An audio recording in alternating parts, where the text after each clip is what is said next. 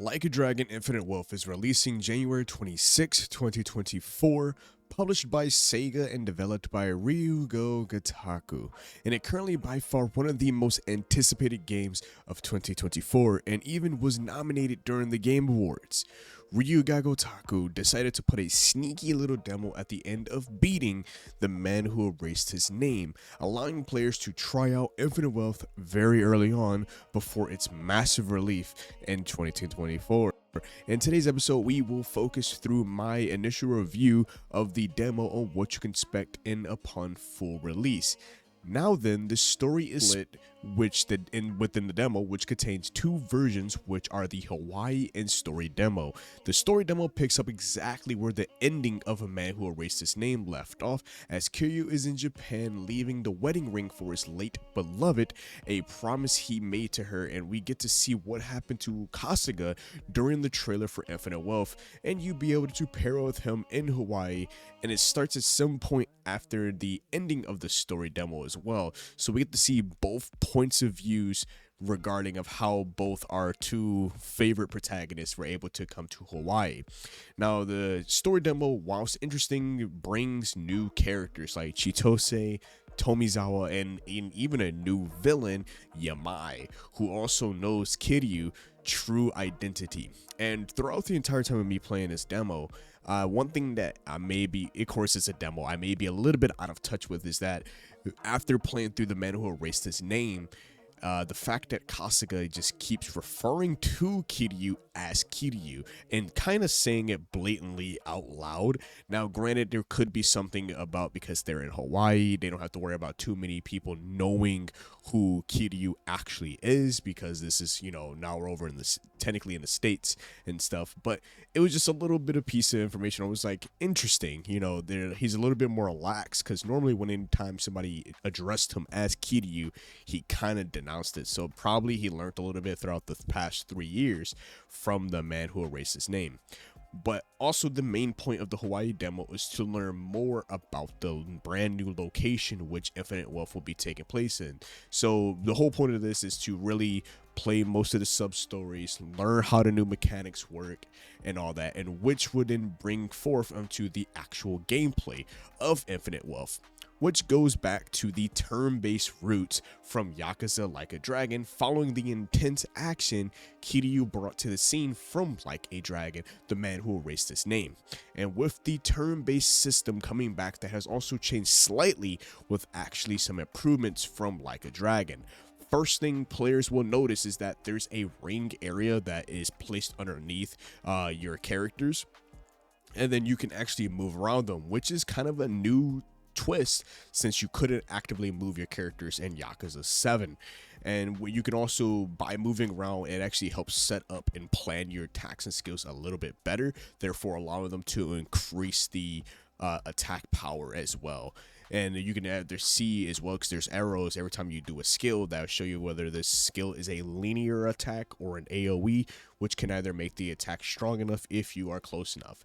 Now, the best part about this demo is playing as Kiryu is weird but very fascinating, as he joins Kasuga in his turn-based RPG mechanics, but still feels very nice, especially when his heat gauge gets maxed out, so you can be able to freely break the turn-based rules, which of course leave it up to Kiryu, the legendary dragon of Dojima, to even break the rules of turn-based when shit hits the fan.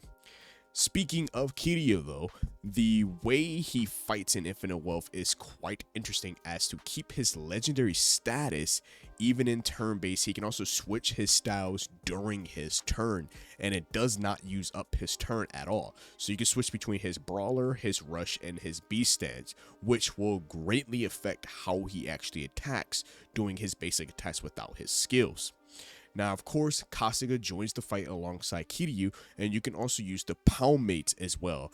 But the Pound Mates has also been completely revamped, in which by using the mate service instead of the in Yakuza 7, the previous one, it's technically was just meant to be a special technique to get you a bit of an edge in battle. But this time, no, they actually join you in the fight as a fifth fighter, and they get, I think it was like 3 turns of their turn. So it's not 3 turns with your entire group, it's 3 turns of the palm mates. So it's just added extra damage to help out in the fight. Of course, I had to bring my man's brawler. I forgot his name, but my man's with the balls on his hand, and this time he's in a whole new getup, and it's just interesting. Now, of course, we are in Hawaii, so everything is using the American currency, so the USD. So, you know, quite different seeing a vast change from being in Sotenbori and being in Jincho or Kamurocho. Seeing all of our favorites over in the States is actually pretty cool to see, actually. During your time in the between your missions, you can, of course, explore Hawaii, which, like I said, apparently from what the dev said, this is going to be one of the biggest maps that they have ever worked on. And a new added change is the fact that enemies on the street also gets a timer when they notice you, and it's an immediate, you're pulled into a fight unless you get too close. So it will fill up a indication bar that will basically, a fight will break out, which is a great way of devs helping newcomers get into the Yakuza series. They kind of definitely learned their lesson from like Yakuza 3 and Yakuza 4, where every time around you're constantly fighting enemies left and right where you're just trying to get to a given location. So they made a way where you would know if the enemy notices you and then just like keep running. They did do a little bit of that in A Man Who Erased His Name, where I can just blitz past groups of enemies and not choose to fight them, just because I just wanted to get to whatever location I was getting to, whether I wanted to finish the main story or do the sub stories, and just do that. So it's actually very great to, you know, avoid big groups of enemies just in case you don't feel like fighting them at that given moment. But to help players explore the vast of Hawaii, you can utilize a motorized hoverboard that normally I kind of see rich people use before, or the game calls them street surfers, and you can do, you know, good old-fashioned taxis. Now, during your Hawaii playthrough in that demo, you could truly explore Hawaii, which opens up a lot of activities the players can get into. Like I said earlier in the video, you could do karaoke, you can get involved in sub stories, you can bond with the new team of Chitose and Tamizawa. Bonding has also changed as well, though, while you're out and about. So you still get the normal pop-up cards that show up like, hey, that this given character has something to speak about on the given location. And of course, by talking through it, you can increase the bonding levels are there.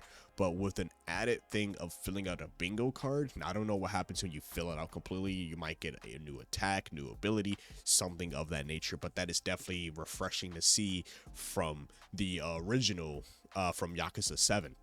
Another change is the way civilians also act towards the player, as now you can actually talk to the NPCs when they have a smiley face glowing green. It kind of reminds me of like a reputation meter, to be exact. I didn't delve too deep into the talking to the NPCs. I was just mainly just trying to get used to the new way of the reformed combat and getting used to like just the graphics and just exploring, you know, with everybody together. Now, I definitely can't wait to the full game release because it's gonna be phenomenal. And then the graphics, speaking about something that's phenomenal, man, the graphics is so juicy, man. Using the same Dragon engine from A Man Who Erased His Name, and pretty much the same Dragon engine from even Kiwami, the remasters of Kiwami 1 and Kiwami 2. The new Dragon engine just always keeps further improving every time there's a new installment. And the way how the island of Hawaii looks is incredible.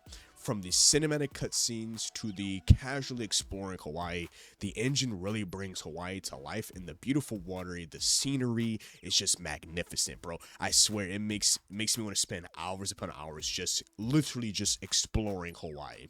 And it's refreshing, right? We've been stuck in Japan, and there's nothing wrong with that. I love Japan just as the next person do, and exploring the different locations throughout the past 7 games, to be exact, from Injincho to Kamurocho to Sotenbori, and just seeing what all of Japan has to offer in a video game setting, and it's really brought to life. But the way that SEGA and the Gotoku studios can really just bring any location to life is just phenomenal. They did an exceptionally well-made job. But Like a Dragon, Infinite Wealth, and even Yakuza 7 is some of the most fun I've had while playing a turn-based game.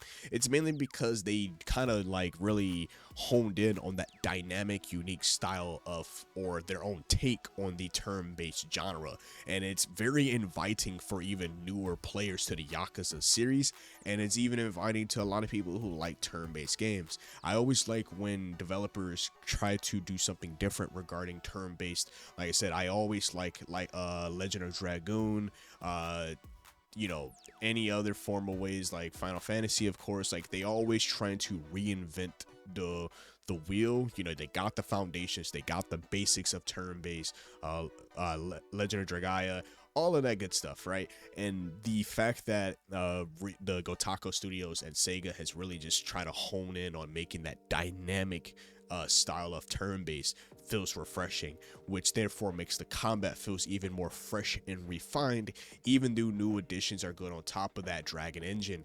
Like, the team now even does more combos with you, even if it's just a basic attack. The skills look phenomenal. The game is just superly highly polished, and just always just improving upon each new installment. I had so much fun playing through the story and the gameplay portions. Like, I can't wait to spend plenty of hours into this game. Like I said, for me, between like Persona 3 and Final Fantasy VII Rebirth, but Infinite Wealth is probably going to be like the biggest JRPG or just RPG of 2024 for me and myself, and hopefully you guys are going to enjoy it as well. The turn-based has improved so much. It's even more fun and addicting too. Also quite very entertaining. Like I said, the combos, the way attacks work, and then using the environment now is just much more refreshed. Like I said, cannot wait for the official release. I need to finish this story, and I also need to get into another emotional roller coaster that these games put me through. I want to know what you guys think about it in the comment section below. Have you found out that the demo is behind The Man Who Erased His Name? And if you have already played it, I want to know what you guys think about it in the comment section below. I want you to also like the video. Helps out a lot. And make sure to subscribe to the channel. This is going to help me try to at least hit 900 subscribers by the end of the year. I'm trying to get an end of year 2023. And I'm trying to get partnered with you guys so I can give you guys much more content as well for next year.